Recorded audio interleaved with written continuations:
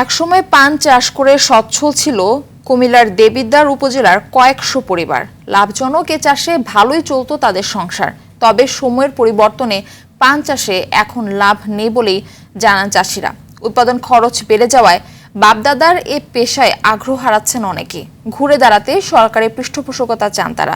কুমিল্লা থেকে আবুল খায়রের তথ্যচিত্রে আরও জানাচ্ছেন নাদিরা সুলতানা।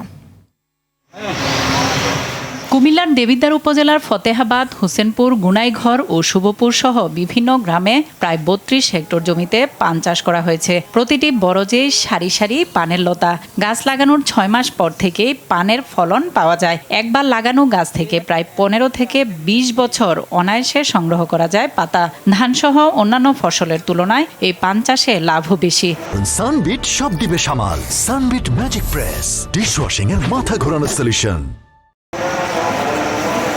কিন্তু উৎপাদন খরচ বেড়ে যাওয়ায় আগের মতো লাভ হয় না চাষিদের। তবু বাপদাদার পেশাকে সম্মান দেখিয়ে এখনো পান চাষে যুক্ত রয়েছেন অনেকেই। আমরা বাপদাদার আমলতে এটা ব্যবসা, এখন আমরা যে করতে আছি জিনিসপত্রের দরে গিয়ে আমরা লস।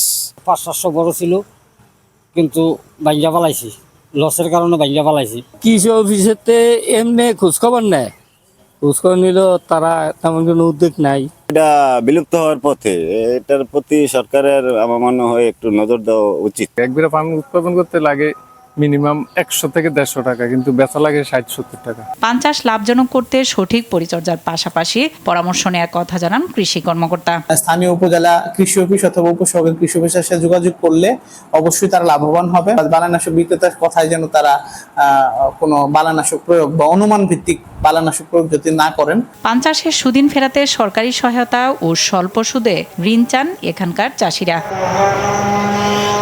নাদিরা সুলতানা, RTV।